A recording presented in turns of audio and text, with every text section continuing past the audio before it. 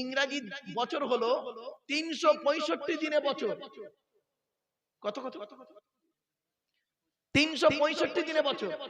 আর আরবি হলো 354 দিনে বছর। কত কত কত 3 চাঁদের মাস। আরবি মাসের নিয়ম হলো চাঁদের মাস, চাঁদের হিসাবে আরবি মাস। বোকা জানেন না তো এরা, চাঁদের মাসের হিসাব আরবি মাস। বাংলা মাসের প্রথম মাসটা বৈশাখ, ইংরেজি মাসের প্রথম মাস জানুয়ারি, আরবি মাসের প্রথম মাস হলো মুহররম, মুহররম, সফর, রবিউল আউয়াল, রবিউস সানি, জমাদুল আউয়াল, জমাদুস সানি, রজব। এই রজব মাস চলছে। এরপরে শাবান, রমজান, শাওয়াল, জিলকদ, জিলহজ। কিছু বুঝতে পারছেন? আসুন এবার আপনাদের ভেঙে দিচ্ছি, ভুল ধারণাটা পাল্টে যাবে। আর কাউকে জিজ্ঞাসা করবেন না কবে ঈদ হবে, এখান থেকে শিখে নিন। কবে রোজা হবে, এখান থেকে শিখে নিন। আজকে কাউকে জিজ্ঞাসা করতে হবে না, আপনি নিজেই পারবেন ইনশাআল্লাহ। কি আরবি মাসের নিয়ম হলো 29 আর 30। আরবি মাস কোনোদিন 28 হয় না, 31 32 হয় না। মনে থাকবে আরবি মাস কত কত কত 29 আর 30, এটা মনে রাখবেন। আর একটা মজার জিনিস আপনাদের শিখিয়ে দিই, শুনলে এইটাই তো হচ্ছে মূল জিনিস। আরবি মাসের নিয়ম কি জানেন? প্রথম মাস যদি 29 হয়, পরেরটা 30 হবে, তারপরেরটা 29, তারপরেরটা 30। আরবি মাস কোনোদিন পরপর দুটো 29 হবে না, আর পরপর দুটো 30 হবে না। একদম চ্যালেঞ্জ 100%। এবার বলুন, যদি শাবান মাস, এই মাসটার নাম রজব মাস, এরপরে শাবান মাস, শবে বরাতের মাস যেটা বলে, শাবান মাস যদি 29-এ হয়, তাহলে চোখ বন্ধ করে বলবেন 30-এ রমজান মাস যাবে, মানে 30টা রোজা হবে। ঠিক আছে? আর শাবান মাস যদি 30-এ যায়, 30 তারিখে শেষ হয়, তাহলে চোখ বন্ধ করে বলবেন এবছর 29টা রোজা হবে, 30টা রোজা হবে। কিছু বুঝতে পারলেন না? বুঝতে পারেননি? এটা ভালো একটা জিনিস শিখলেন। দেখ, আলোচনা যখন এলো এই ওই শাহরুর রমাদান আল্লাযী উনজিলা ফীহিল কুরআন, ওই আয়াত যখন এলো, এইগুলো একটু জানিয়ে দিলাম বাপ, এগুলো মাথায় রাখবেন। আর একটা প্রশ্ন করব, শেখাবো যেন নতুন জিনিস। আরে বলুন না, বলুন একটা নতুন জিনিস শিখবো। আজ থেকে 2000 সালের ঘটনা। কি ঘটনাটা বলি আপনাদের। আচ্ছা, রমজান মাসে আপনারা ফিতরা দেন তো? মুসলমানরা ফিতরা দেয়। আচ্ছা, ফিতরা দেওয়া ওয়াজিব কখন? ঈদের চাঁদ দেখা থেকে নিয়ে ঈদের মাঠে নামাজ পড়া পর্যন্ত, এই টাইমের ভিতরে আপনার ফিতরা দেওয়া ওয়াজিব। ভালো করে বুঝুন, প্রশ্নটা বুঝুন আগে। ঈদের চাঁদ দেখা থেকে নিয়ে ঈদের মাঠে যাওয়া পর্যন্ত, এই টাইমের ভিতরে আপনার ফিতরা দেওয়া ওয়াজিব। তা ঈদের চাঁদ ধরুন আপনাদের এখানে উঠলো সন্ধ্যে 6টায়, আর আপনাদের এখানে ঈদের নামাজ কটায় হয়? জাস্ট একটা বলুন না। 8টায়। তাহলে কালকে সন্ধ্যে, আজকে সন্ধ্যে 6টা থেকে নিয়ে কালকের সকাল 8টার মধ্যে আপনাকে ফিতরা দিতে হবে, তাই তো? এটা ওয়াজিব। আপনি 20 রমজান ফিতরা দিলেন কি করে? আপনার তো এখন ফিতরা ওয়াজিবই হয়নি। আপনি ঈদের পরে ফিতরা দিলেন কি করে? আপনার তো ফিতরার টাইম তো ওইটা। বেতেরের নামাজের টাইম কখন? বেতেরের নামাজ পর্যন্ত মুসলমানরা বেতের নামাজ বোঝে। বেতেরের নামাজের টাইম কখন? এশার নামাজের পরে। এশার নামাজের আগে বেতেরের নামাজ চলে? তাহলে এশার নামাজের আগে বেতেরের নামাজ পড়লেন কি করে? হবে না তো। তাহলে আপনি ফিতরা ওয়াজিব হয়েছে কখন? ঈদের চাঁদ দেখা থেকে নিয়ে আর ঈদের মাঠে যাওয়া পর্যন্ত, এই টাইমের ভিতরে ফিতরা ওয়াজিব। আপনি এই 20 রমজান ফিতরা দিলেন কি করে? ব্যাস, এই প্রশ্নটা এখন হয়েছে কি, আমি টাইটেলের ছেলেদের, মানে মাস্টার ডিগ্রি টাইটেল এমএম তখন ছিল এমএম, তো এমএম এর ছেলেদের পড়াতে পড়াতে আমি এই মশলাটা আলোচনা করে, একটা কোরআনের আলোচনা করতে করতে আর হাদিসের একটা আলোচনা করতে করতে, আর এই আলোচনা ফট করে এসছে, আর এই বলে ফেলেছি। বললাম বল দেখি তোরা। ওরা তো অবাক। আপনারা প্রশ্ন বুঝতে পেরেছেন? তাহলে কি করে দিলেন? বেতেরের নামাজ তো হয়তো এশার নামাজের পরে, তা আপনার তো এখন ওয়াজিব হয়নি। 20 রমজান তো আপনার ফিতরা ওয়াজিব হয়নি। আপনি 20 রমজান একটা গরিবকে ফিতরা দিলেন কি করে? আবার করলেন ঈদের 4 দিন পরে একজনকে ফেতরা দিলেন কি করে? তাহলে কাজা করে ফেললেন। হ্যাঁ সেই তো। এখন এই ওয়াজটা আমি করেছিলাম পশ্চিম বাংলার বাইরে কোন এক রাজ্যে, নাম বলছি না। এখন সেইখানের একজন মুসলমান মাস্টার, স্কুলের টিচার, উনি আমার বক্তব্যটা শুনছিলেন। শুনে ওনার মাথায় লেগেছে। উনি এখন করেছে কি বললে মারাত্মক প্রশ্ন। এখন উত্তরটা বাবা আমি স্টেজে আর দিইনি, ভুলে গেছি, আলোচনা করতে করতে ভুলে গেছি, নেমে এসেছি। ওনার মাথায় প্রশ্নটা রয়ে গেছে। এখন রমজান মাস পড়েছে, উনি এখন করেছে কি ফোন করে পশ্চিম বাংলার বহু বক্তাকে ফোন করে জিজ্ঞাসা করছে এই মশলাটা কি হবে। এখন তো ওয়াজিবই হয়নি ফেতরা, আমি কি করে ফেতরা দেব? প্রত্যেক বক্তা বলেছে হ্যাঁ জায়েজ আছে। আরে জায়েজটা কেন আছে বলতে হবে তো, কারণ বলতে হবে তো নাকি? আরে ভাই বলুন না, কারণ বলতে হবে তো, তবেই তো আপনি জায়েজ বলবেন। কারণটা কি? তারপরে ঘুরে ঘুরে মশলাটা এই হতভাগার কাছে আসে। হঠাৎ আমার এক ছাত্র বলছে, সে এখন চাকরি করে, বলছে স্যার এরকম একটা মশলা এসছে একটু বলুন না। কি? বলছে এরকম রোজার এই ব্যাপার। শুনে নিন, আজকের উত্তরটা বলে দিচ্ছি। প্রশ্নটা বুঝতে পেরেছেন আপনারা? আরে ভাই বলুন না একটু, প্রশ্ন বুঝতে পেরেছেন তো?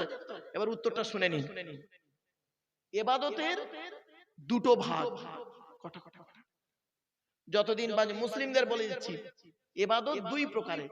কি কি? ইবাদতে মালি, ইবাদতে বাদানি। বাদান মানে শরীর, শরীর দিয়ে ইবাদত হয়, আর মাল দিয়ে ইবাদত হয়, টাকা পয়সা দিয়ে ইবাদত হয়। শরীর দিয়ে যে ইবাদত হয় ওই ইবাদতের নির্দিষ্ট সময় আছে, ওই নির্দিষ্ট সময়ের মধ্যে করতে হবে। নির্দিষ্ট সময়ের আগে করলে হবে না, পরে করলে কাজা। কিছু বুঝতে পারছেন? যেমন 5 ওয়াক্ত নামাজ, 5 ওয়াক্ত নামাজ, জোহরের নামাজ আপনি টাইম আছে একটা, ওই টাইমের মধ্যে যদি পড়েন তো ভালো, টাইমটা পার হয়ে গেলে কাজা। ক্লিয়ার? ওটা হলো ইবাদতে বাদানি, শরীর দিয়ে ইবাদত। রমজান মাসের রোজা, রোজাটা রমজান মাসেই হয়, অন্য মাসে রমজান মাসে রোজা হবে না। যদি রমজান মাসের মধ্যে করতে পারেন তো আদায় হলো, আর যদি মধ্যে করতে না পারেন পরে করলে কাজা। আর রমজান মাসের আগের মাসে রোজা করলে ওই নিয়তে হবে না। তাহলে ইবাদতে বাদানি, শরীর দিয়ে যে ইবাদত হয় তার নির্দিষ্ট সময় আছে, নির্দিষ্ট দিন আছে। ক্লিয়ার? আর ইবাদতে মালি, মাল দিয়ে যে ইবাদত হয় ওই ইবাদতের নির্দিষ্ট কোনো সময় নেই, নির্দিষ্ট কোনো তারিখ নেই, নিয়তটাই হলো মেন। তার মানে আমার ফেতরা ওয়াজিব হয়েছে কখন? সেই সন্ধ্যে 6টা থেকে নিয়ে সকাল 8টার মধ্যে ফেতরা ওয়াজিব। আমি নিয়ত করেছি যদি বেঁচে থাকি ফেতরাটা আমি আদায় করব, ওই জন্য 20 রমজানে ফেতরা দিয়ে দিলাম। ওর নির্দিষ্ট কোনো সময় নেই। যাকাত, ফেতরা এইগুলো। তাহলে ইবাদতে দুটো ভাগ, ইবাদতে মালি, ইবাদতে বাদানি। এমন একটা ইবাদতের নাম বলতে পারেন আপনারা যার মধ্যে ইবাদতে মালি আছে আবার ইবাদতে বাদানি আছে।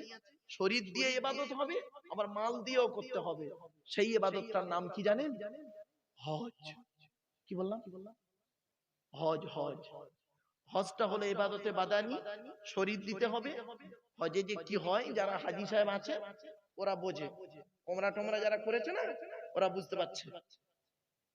শরীর দিয়ে ইবাদত, আবার ওই নির্দিষ্ট সময় আছে, জিলহজ মাসের 10 তারিখেই হজ, ওই সময়ের মধ্যে করতে হবে, আবার টাকাও লাগবে। তাহলে মালি বাদানি দুটো হলো ইবাদতের নাম, হজ আর ইবাদতে মালি, ইবাদতে বাদানি। উত্তরটা পেলেন আপনারা? আমার বাপেরা, এসব আলোচনা না খুব ডিপলি আলোচনা, আলেমুল আমাদের কাছে খুব ভালো লাগবে, কিন্তু আম মানুষ যারা বুঝতে পারে না তাদের কাছে মনে হবে যেন গল্প করছে বেকার বেকার। চলুন এবার প্রশ্ন করুন কোরআনকে। কোরআন তুমি বলো, তুমি পৃথিবীতে নাজিল হলে কবে? কোরআন বলছে রমজান মাসে নাজিল হয়েছি। আবার প্রশ্ন করুন কোরআন তুমি বলো, রমজান মাসে নাজিল হয়েছে, কোন তারিখে নাজিল হয়েছে বলো? কোরআন নিজেই বলছে ইন্না আনজালনাহু ফি লাইলাতিল কদর, আমি লাইলাতুল কদরের রাতে কোরআন নাজিল হয়েছি। এজন্য আপনাদেরকে অনুরোধ করে বলে যাচ্ছি, লাইলাতুল কদরের রাতটা ইবাদতের রাত। এখন লাইলাতুল কদরটা কবে? অসুবিধা হচ্ছে নাকি? শেষ করে দেবো নাকি বাবা? আচ্ছা, টাইম আছে হাতে? আচ্ছা, ঠিক আছে। আসলে কি জানেন, খুব সমস্যায় পড়ি অনেক সময় তো বাবা। হ্যাঁ, দাঁড়ান। আচ্ছা আচ্ছা, হাতে টাইম আমার অসুবিধে নেই বাবা, আমার হাতে টাইম এখন আলহামদুলিল্লাহ অনেক যথেষ্ট টাইম আছে। আপনাদের নিয়ে আমার টেনশন, আমার কোনো নিজস্ব টেনশন নেই। জি আমার বাপেরা আসেন, একটু একটু করে বোঝার চেষ্টা করুন, আমি চেষ্টা করবো। I shall try my. চলেন এবারে আসছি, কোরআনকে প্রশ্ন করাও। কোরআন তুমি বলো, তুমি কাদের জন্য এসেছো? কোরআন বলছে হুদাল লিন্নাস ওয়া বাইয়িনাতিম মিনাল হুদা ওয়াল ফুরকান। আমি কোরআন মানুষের হেদায়েতের জন্য এসেছি। আমি ওই স্যারকে বলছি, স্যার কোরআন এসেছে মানুষের হেদায়েতের জন্য, মানুষকে সঠিক পথে চালনা করানোর জন্য কোরআন। আপনি কি মানব জাতির মধ্যে নয়? অবশ্যই। তাহলে আপনারা এই কোরআন থেকে শিক্ষা নিতে হবে। আর মুহাম্মদ সাল্লাল্লাহু আলাইহি ওয়াসাল্লাম কি শুধু মুসলমানদের নবী? না, ভুল ভুল ধারণা। কোরআনে আল্লাহ নিজেই বলছে, শুনে নিন, উনি নোট করছেন, শুনে নিন। মুহাম্মদ সাল্লাল্লাহু আলাইহি ওয়াসাল্লাম কাদের নবী? 9 নম্বর পারার 9 নম্বর পৃষ্ঠার 11 নম্বর লাইন, সূরার নাম সূরা আরাফের মধ্যে আল্লাহ পাক বলে দিলেন, কুল নবী তুমি বলো, ইয়া আইয়ুহান নাস, হে মানব জাতি। এখানে হিন্দু মুসলমান কোনো পার্থক্য নেই। কুল নবী তুমি বলো, ইয়া আইয়ুহান নাস, হে মানব জাতি, ইন্নী রাসূলুল্লাহি ইলাইকুম জামিয়া, সমগ্র কুল কায়নাতে রাসূল করে মুহাম্মদকে আল্লাহ পাঠিয়েছেন। এজন্য মুহাম্মদ সাল্লাল্লাহু আলাইহি ওয়াসাল্লামকে সারা বিশ্বের মানুষ ভালোবাসে, তাকে অনুসরণ করে। যারা তাকে অনুসরণ করে ভালো উদ্দেশ্য নিয়ে অনুসরণ করেছে, তারা হাদিসগুলো নিয়ে যারা গবেষণা করেছে, কোরআনের আয়াতগুলো নিয়ে যারা গবেষণা করেছে, তারা ইসলামের কালেমা পড়ে পরবর্তীতে মুসলমান হয়ে গেছে। দু একজনের নাম বলবো, হ্যাঁ, চমকে যাবে আমার বাপেরা। এজন্য অনুরোধ করে বলে যাচ্ছি, কোরআন কি কিতাব? কোরআন এমন এক কিতাব, কোরআন পড়ুন, অর্থ বুঝে কোরআন পড়ুন। ওই ভুলভাল কোরআন বুঝে পড়বেন না বাবা, অনুরোধ করে বলছি। প্রত্যেকটা ঘটনার পিছনে, প্রত্যেকটা বাক্যের পিছনে ঘটনা আছে। এই ঘটনাকে কেন্দ্র করে এই বাক্যটি নাযিল হয়েছে, অবতীর্ণ হয়েছে, হঠাৎ করে আসেনি কোরআন, এটা মাথায় রাখবেন। কতদিন ধরে কোরআন অবতীর্ণ হয়েছে? 22 বছর 9 মাস 14 দিন। কত কত কত 22 বছর 9 মাস 14 দিন, কম বেশি 23 বছর ধরে এ কোরআন অবতীর্ণ হয়েছে। একদিনে হয়নি বাপ। আপনি কি ভাবছেন? কোরআন নিয়ে সারা বিশ্ব গবেষণা করছে। America, London, France, Britain, Japan, Jordan, সব জায়গায় গবেষণা চলছে। কোরআনের বহু আয়াতকে নিয়ে, কোরআনের 1000-এরও বেশি আয়াত হলো বিজ্ঞান ভিত্তিক। 1000-এরও বেশি আয়াত হলো বিজ্ঞান ভিত্তিক। ভৌত বিজ্ঞান নেবেন, এই কোরআনে আছে। জীবন বিজ্ঞান, এই কোরআনে আছে। ভূগোল নেবেন, এই কোরআনে আছে। পরমাণু বোমা নেবেন, এই কোরআনে আছে। 1500 বছর আগে পরমাণু বোমার কথা বলা হয়েছে 22 নম্বর পারার সূরা সাবার মধ্যে। আল্লাহ বললেন, ইজা মুযিকতুম কুল্লা মুমাজ্জাক। আপনি প্লেন, এখন প্লেন চড়ছেন, 1500 বছর আগে কোরআনে আল্লাহ পাক বলে দিয়েছেন। 14 নম্বর পারা 14 নম্বর পৃষ্ঠা 14 নম্বর লাইন, সূরার নাম সূরা নাহলের মধ্যে আল্লাহ পাক বলেন, আলাম ইয়ারাউ ইলা তায়রি মুসাখখারাতিন ফি জাওবিস সামা। কোথায় আছেন আপনি? শুধু তাই নয়, ডক্টর মরিস বুখাইরি উনি করলেন কি, কোরআনের ভুল বের করতে গেলেন। কি ভুল বলল? কোরআনে ভুল আছে কি, ফেরাউনের লাশ নাকি কিয়ামত পর্যন্ত থাকবে। নাম শুনেছেন তো? ফেরাউনের লাশ কিয়ামত পর্যন্ত থাকবে। ডক্টর মরিস বুখাইরি উনি করলেন কি, গবেষণা শুরু করলেন কোরআনের ওই আয়াতকে নিয়ে। 11 পারায় সূরা ইউনূসের আয়াতকে নিয়ে গবেষণা করলেন। কখন? যে কোরআনে লেখা আছে মুসা নবী দলবল নিয়ে যাচ্ছে, পেছনে ফেরাউনের দলবল। মুসা নবী করেছেন কি, আল্লাহকে বললেন, আল্লাহ সামনে সমুদ্র, সামনে পানি, পেছনে শত্রু, কি করব? তো আল্লাহ বললেন, তুমি তোমার হাতের লাঠিটা ফেলে দাও। মুসা নবীর হাতে একটা লাঠি ছিল, নাম শুনেছেন? আচ্ছা, ওই লাঠিটা মুসা নবী কোথায় পেলেন? মুসা নবী কোথা থেকে পেলেন? গাছের ঢাল ভাঙলেন নাকি? না না না, আদম আলাইহিস সালাতু ওয়াস সালাম যখন জান্নাত থেকে এসেছিলেন, অনেক কিছু নিয়ে এসেছিলেন। তার মধ্যে একটা গাছের ডাল ভেঙে এনেছিলেন, আর একটা পাথর নিয়ে এসেছিলেন। সেই পাথরটার নাম হলো হজরে আসওয়াদ। যে হাজী সাহেবরা যে পাথরটায় গিয়ে চুমা দেয়, ওই পাথরটা আদম নবী সঙ্গে করে নিয়ে এসেছিলেন। জোরে বলুন সুবহানাল্লাহ। আর একটা গাছের ডাল ভেঙে এনেছিলেন। সেই গাছের ডাল ভাঙাটা কি জানেন? আদম নবীর পরে আদম নবীর সন্তান শীষ নবীর কাছে গেল ওই ডালটা, তারপরে গেল একের ইদ্রিস নবীর কাছে, তারপরে আস্তে আস্তে এলো কার কাছে? লাস্টে এলো মুসা নবীর কাছে। মুসা নবীর কাছে ওই লাঠিটা এলো। মুসা নবীর কাছে যখন এলো, তার কারামতি এই মুজিজা ওই লাঠির মুজিজা মুসা নবীর মাধ্যমে আল্লাহ পাক দেখিয়ে দিলেন। সেই জান্নাতের গাছের ডাল ভাঙা, ওই ডালটা ভাঙা ওই লাঠিটা। ভাববেন না যে ওই যাই তাই লাঠি ওটা। তো মুসা নবী বললেন, আল্লাহ আমি কি করব এমন সময়? তখন আল্লাহ পাক বললেন, মুসা তুমি এক কাজ করো, তোমার হাতে যে লাঠিটা আছে ওই লাঠিটা ফেলে দাও। যেই ফেলে দিল, 12টা রাস্তা হয়েছিল। কটা রাস্তা বাবা? 12টা রাস্তা হলো। প্রত্যেক রাস্তা দিয়ে দলবল চলে গেল। মুসা নবী ওপারে পার হয়ে গেল। তারপর আল্লাহ পাক বললেন, মুসা এবারে লাঠিটাকে তুলে নাও। যেই তুলে নিল, পানি একত্রিত হয়ে গেল। ফেরাউনের দলবল তখন মাঝখানে, ফেরাউনের দলবল মাঝখানে পানিতে ডুবে মরে গেল। ফেরাউনের দলবল যখন মরে যাচ্ছিল, ফেরাউন নিজে তখন কি বলছিল শুনো। ফেরাউন নিজে তখন বলছিল, ক্বালা আমানতু আন্নাহু লা ইলাহা ইল্লাল্লাযী আমানাত বিহি বানু ইসরাঈল ওয়া আনা মিনাল মুসলিমিন। আমি ঈমান আনছি তার উপরে, বনি ইসরাঈলরা যার উপরে ঈমান এনেছে আমি তাকে বিশ্বাস করছি। তখন আল্লাহ পাক বললেন, আল আনা ওয়া তাসাইতা ক্বাবলু ওয়া কুনতা মিনাল মুফসিদিন। আল্লাহ পাক বললেন, এই তো কিছুক্ষণ আগে তুই আমার বিরোধিতা করছিলিস, ঠিক আছে, আমি আল্লাহ আজকের করলাম কি, তোর দেহটাকে ফালিয়াউমা নুনাজ্জিকা বিবাদানিকা লিতাকুনা লিমান খালফাকা আয়া ওয়া ইন্না কাসীরাম মিনান নাসি আন আয়াতিনা লাগাফিলুন। তোর দেহটাকে আমি কিয়ামত পর্যন্ত রেখে দিলাম। তোর দেহ দেখে বিশ্বের মানুষ তারা ভাববে যে ফেরাউন বলে একজন ব্যক্তি ছিল, আল্লাহর বিরোধিতা করেছিল, নবীর বিরোধিতা করার কারণে তার দশা এইরকম হয়েছে। আজও পর্যন্ত 3700 বছরের লাশ, আজও সেই লাশ রয়েছে, ফেরাউনের লাশ। কোথায় পেয়েছেন? কোরআনের এই আয়াতকে নিয়ে ডক্টর মরিস বুখাইলি গবেষণা করে অবশেষে ইসলাম গ্রহণ করে ফেললেন। জোরে বলো। যারা কোরআনকে নিয়ে গবেষণা করতে গেছে তারাই কোরআনের ভালোবাসায় পড়েছে। বাস্তবটাই বললাম। কোরআন পড়ুন, সঠিকভাবে পড়ুন আর গবেষণা করুন, করলেই পাবেন। কোরআন হচ্ছে পৃথিবীর সবকিছু এই কিতাবটির ভিতরে রয়েছে। 6666টা আয়াত বা বাক্যের ভিতরে সুন্দর করে টু দি পয়েন্টের উপরে ইঙ্গিত দেওয়া আছে, সূত্র হিসাবে আল্লাহ পাক দিয়ে দিয়েছেন। চলুন একবার একটু দরুদ শরীফ, আল্লাহুম্মা সাল্লি আলা মাওলানা মুহাম্মদ ওয়া আলা আলি সাইয়্যিদিনা মাওলানা মুহাম্মদ।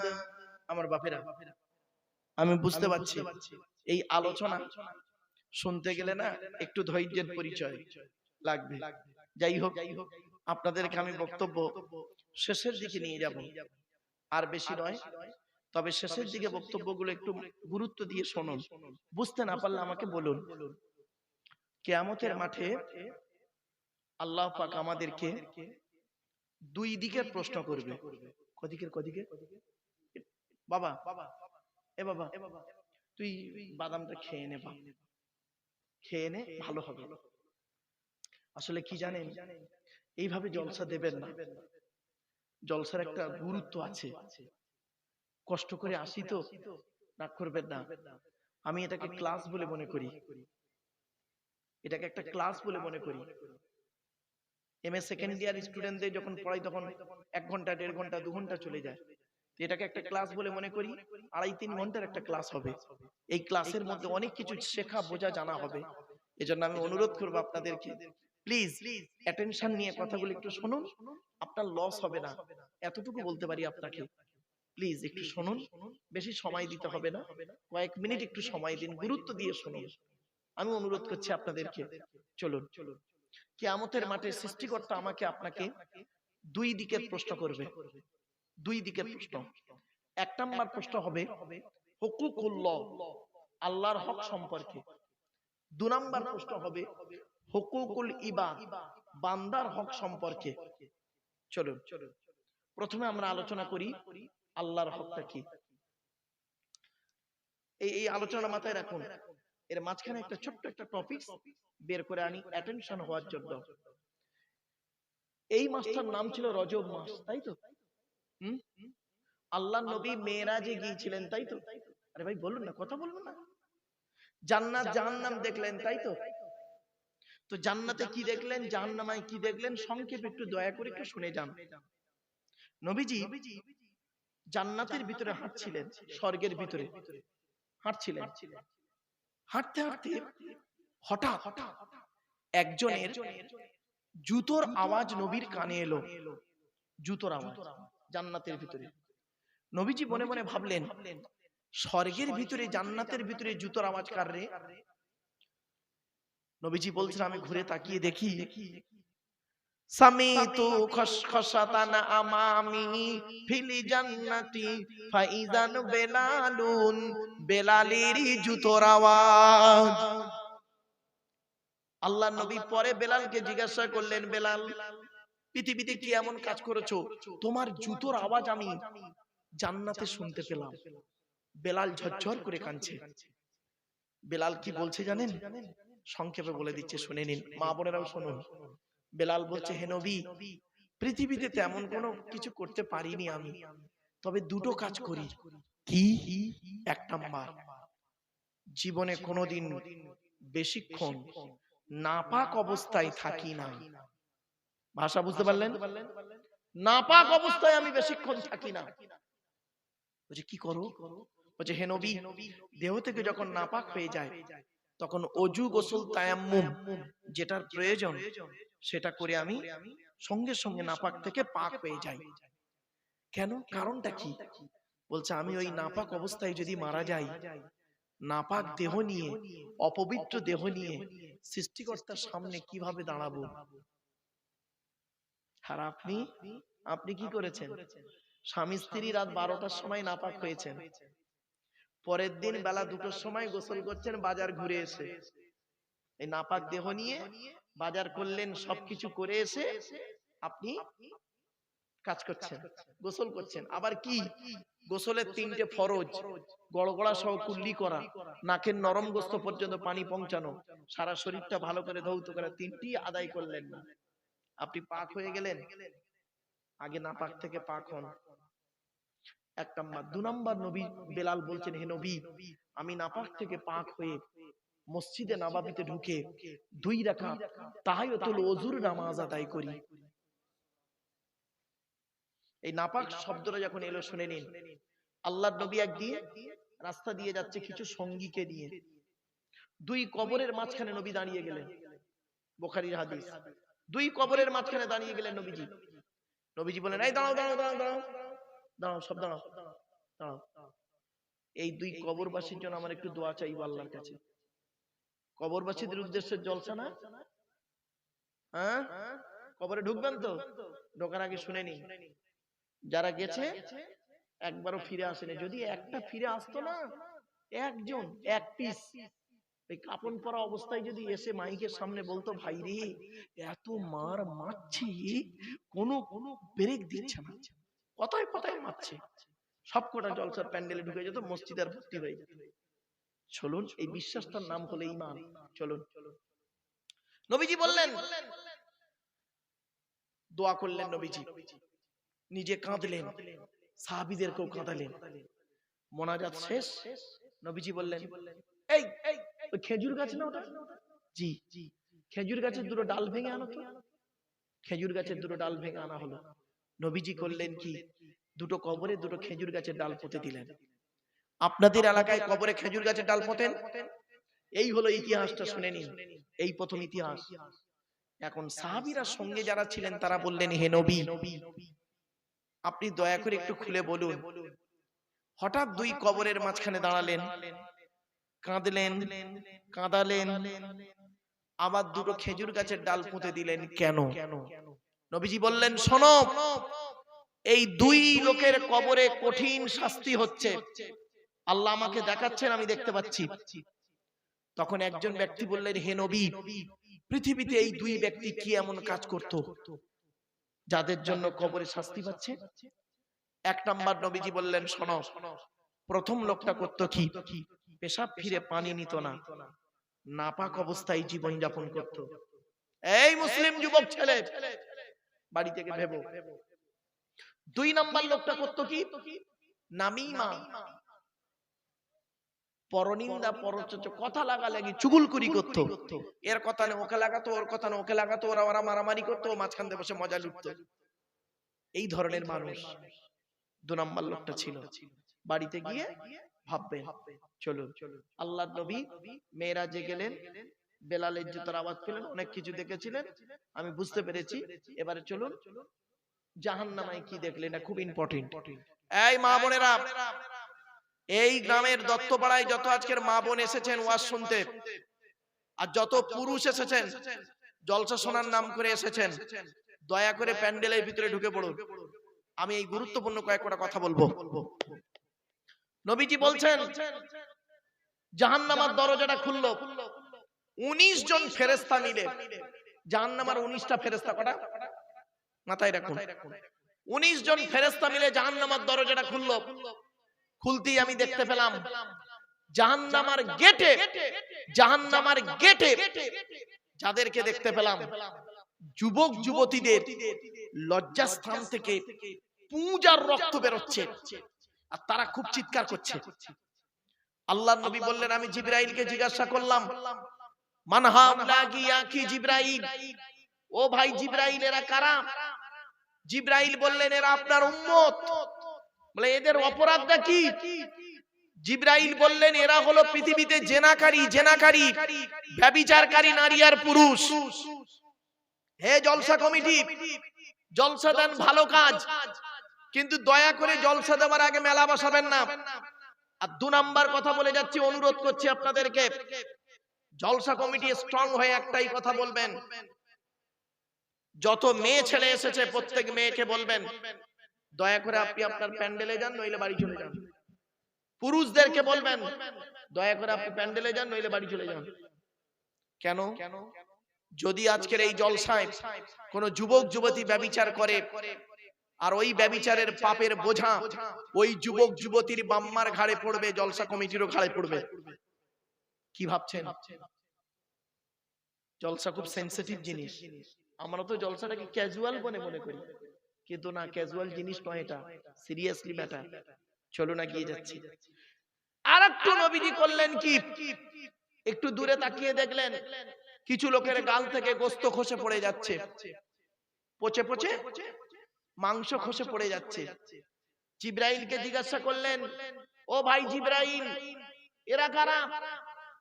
জিবরাইল বলল, এরা হলো আল খুম্মার, মদ্যপানকারী, মদ খেত এরা পৃথিবীতে। এই কোরআনে আছে 4 জায়গায় মদ খাওয়া হারাম।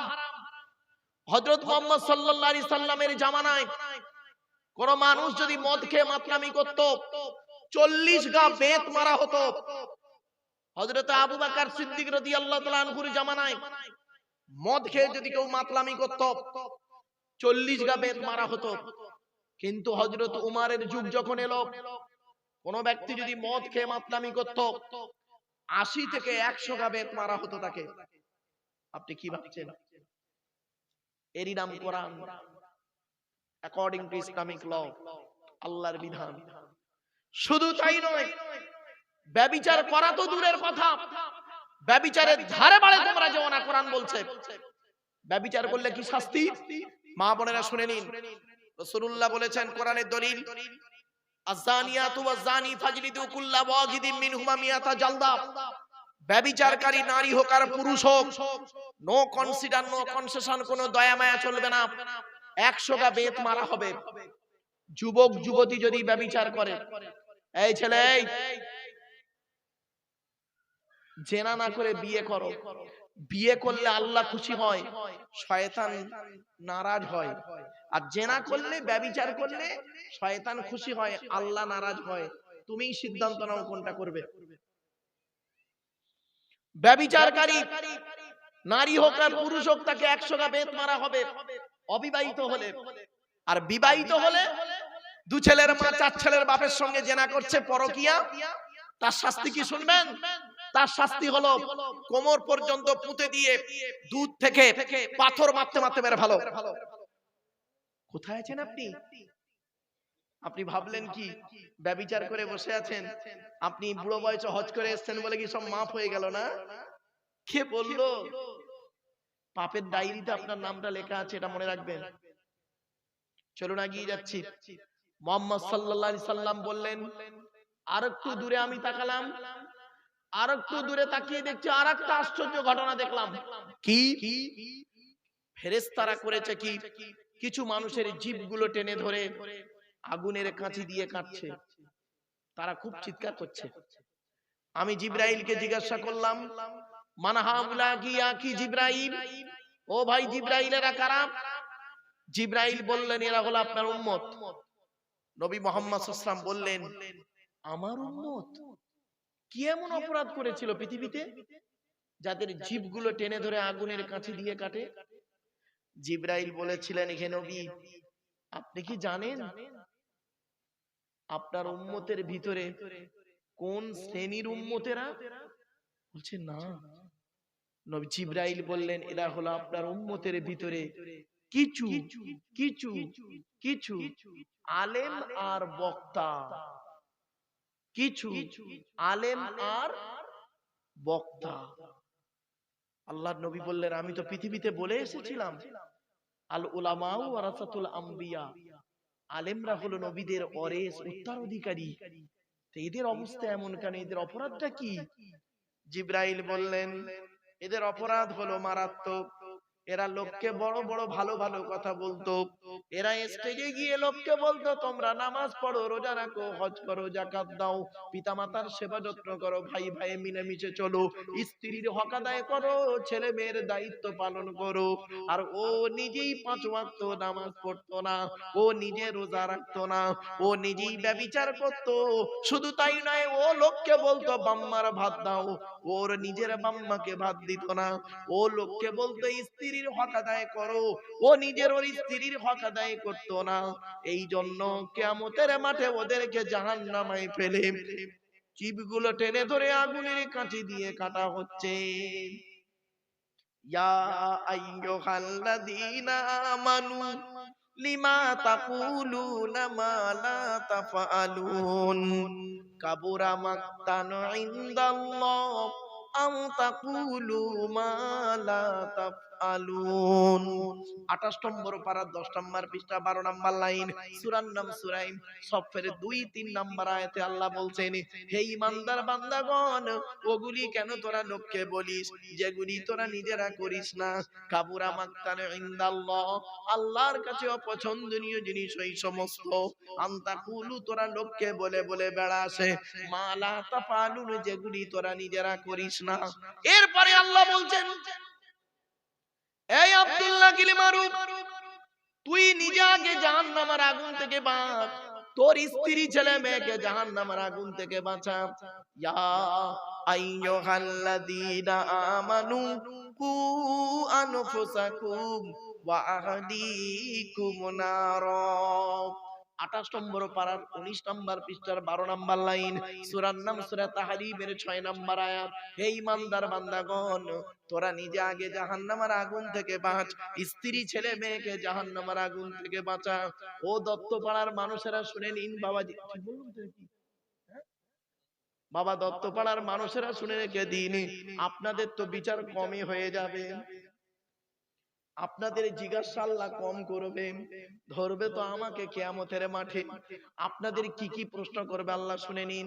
আল্লাহ বলবেন, এদিকে আয়, এদিকে আয়, তুই আমাকে বিশ্বাস করতি? আপনারা বলবেন, হ্যাঁ। আমি মুহাম্মদকে কোরআন দিয়ে পাঠিয়েছিলাম, বিশ্বাস করেছিলিস? আপনারা কি বলবেন? হ্যাঁ। তা আমি কোরআনে লিখে দিয়েছিলাম নামাজ পড়তে, রোজা রাখতে, করেছিলিস?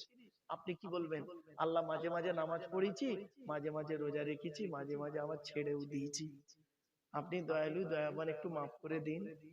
তা আল্লাহ তখন বলবেন, কার জন্য ছাড়লি? নামাজ পড়তে পারলিনি কেন? কন্টিনিউ করলিনি কেন? কি কারণে করলিনি বল? তখন আপনি কি বলবেন? আল্লাহ, বউ বাচ্চার মুখে অন্ন জোগানোর জন্য, পিতামাতার অন্ন জোগানোর জন্য, নিজের পেটের জন্য, কাজের চাপে করতে পারিনি। তখন আল্লাহ বলবেন, ও, তোর বউ বাচ্চাকে খাওয়ানোর জন্য, তোর বাম্মাকে, ছেলে মেয়েকে, ভাই বোনকে খাওয়ানোর জন্য তুই নিজের এই নষ্ট করলি? তা এই কিয়ামতের মাঠে ওদের কাউকে দেখতে পেয়েছিস? ওদের কাউকে দেখতে পেলি? তখন কি বলবে জানেন? আপনারা কি বলবেন?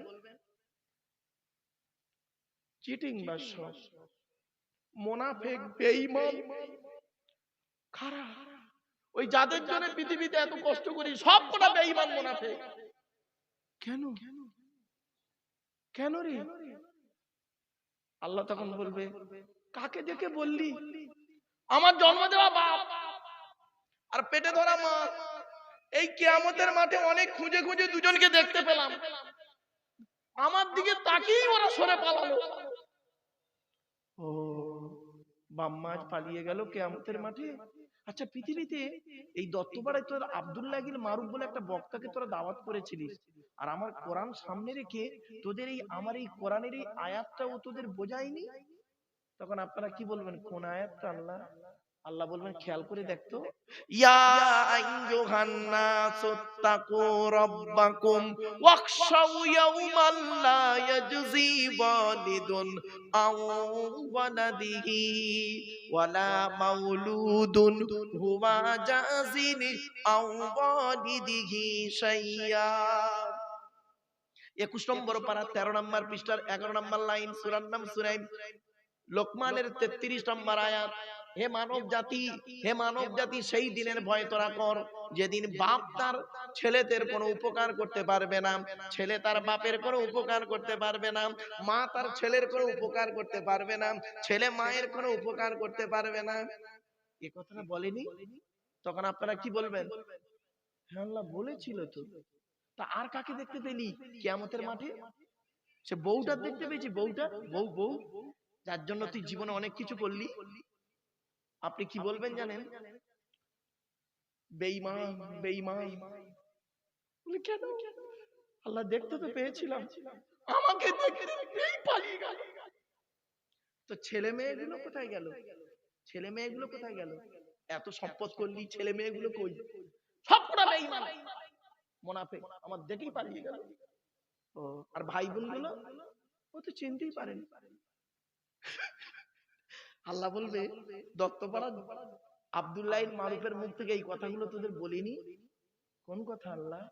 আয়াতটা শুনুন, ইয়াউমা ইয়াফিরুল মারউ মিন আখিহি ওয়া উম্মিহি ওয়া আবিহি ওয়া সাহিবাতিহি ওয়া বানিহি লিকুল্লি মিরইম মিনহুম ইয়াউমা ইযিন শাআনুন ইউগনি।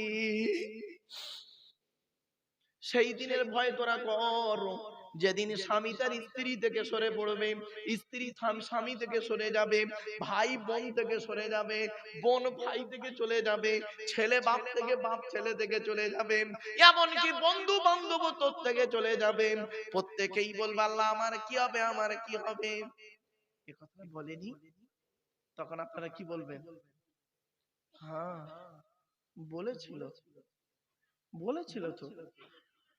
قالوا বালা, হ্যাঁ বলেছিল, ওয়ালাকিন হাক্কাত কালিমাতুল আযাবি আলাল কাফিরিন। আমার বাপেরা, আপনারাই তখন বলবেন আল্লাহ বলেছিল, কিন্তু আমরা ঠিক মানিনি, জানেন, মানতে পারিনি। আল্লাহ বলবে, এবার কি হবে? কি হবে বল, তুই নিজেই বল, তুই নিজেই বল কি হবে তোর অবস্থা? কি জবাব দেবে? সেই দিন এখানে বসে বসে ভাবুন, যারা কবরে ঢুকেছে ওরা এখন টেনশনে আছে, ওরা টেনশনে আছে যেগুলো ঢুকে গেছে। আর আপনারা এখানে জীবিত আছেন, এখন কিছু খেয়াল পড়ছে না। যেদিন চোখ দুটো বন্ধ হয়ে যাবে, খাঁচা থেকে প্রাণ পাখিটা উড়ে যাবে, দেখবেন আর কোনো কিছুই থাকবে না। এই জীবন শুরু হয়েছিল আমাদের এইভাবে, দেখুন এইভাবে। আল্লাহ বলছে, মায়ের পেট থেকে যেদিন এলি তোদের হাত দুটো ছিল এইরকম মুঠো মারা, আর মরে যাবি যেদিন হাত দুটো আর মুঠো মারা থাকবে না, তখন সোজা হয়ে গেছে, সোজা হয়ে গেছে। কাপনের পকেট নেই। পৃথিবীতে যে কদিন বাঁচবি, টাকা পয়সা গুলো, ধন সম্পদ গুলোকে ভালো রাস্তায় ব্যয় করে চলে যা। শুধু তাই নয়, এই জীবন শুরু হয়েছে আমাদের 150 টাকায়, এই জীবন শেষ হবে 1500 টাকায়। মায়ের পেট থেকে যখন এলেন, সব থেকে দামি কাপড়টা যে কিনে দিয়েছিল বাপ, নিজে পড়তে পারেননি, অন্যই পরিয়ে দিয়েছিল। এই জীবন শুরু হয়েছিল 150 টাকায়। আর যেদিন মারা যাবেন, নাম হলো তার কাপন, কাপন তার দাম হবে 1500 টাকা, খুব বেশি হলে। নিজে পড়তে পারবে না, অন্যই পরিয়ে দেবে। কোথায় আছেন? যেদিন মায়ের পেট থেকে এলাম, হিন্দু, মুসলিম, জৈন, ব্রাহ্মণ, খ্রিস্টান, কুলি, সাঁওতাল, বাগদি, দুলে, প্রত্যেকের একটাই নাম ছিল, কি জানেন? শিশু। কি বললাম? শিশু। আর যেদিন আমরা মারা যাব প্রত্যেকের একটাই নাম, কি বলুন তো? লাশ। কি বললাম? আগে চলে গেছে বাঁশ। রাগ করবেন না। এই হাসছেন, বাঁশ দুই রকমের হয়। একটা বাঁশ যায় চাপা দেওয়ার জন্য, আর একটা বাঁশ যায় পেটাই দেওয়ার জন্য। বাবা, শ্মশানে কোনোদিন মরা পড়ানো দেখেছেন? বাড়িতে গিয়ে ভাববেন। কবরে দেখেছেন? দুটো বাঁশ, দুই রকমের বাঁশ, একই জিনিস, দুটো কাজে ব্যবহার হয়। কোথায় আছেন আপনি? মায়ের পেট থেকে যখন আমরা এলাম, আমাদের আসার রাস্তা হলো একটা, বাপের পৃষ্ঠ হতে, মায়ের পেটে থেকে, ঠিক না বেঠিক? যাওয়ার রাস্তা কিন্তু আলাদা। কেউ যায় শ্মশানে, কেউ যায় কবরে, কেউ যায় গর্তে। বাড়ি থেকে ভাববেন। কেউ আবার বাঘের পেটে, হাঙরের পেটে হয়ে গেল। এখানে বসে বসে ভাবুন, এখানে বসে বসে ভাবুন। ভাবার নাম ওয়াজ। শুনে বুঝে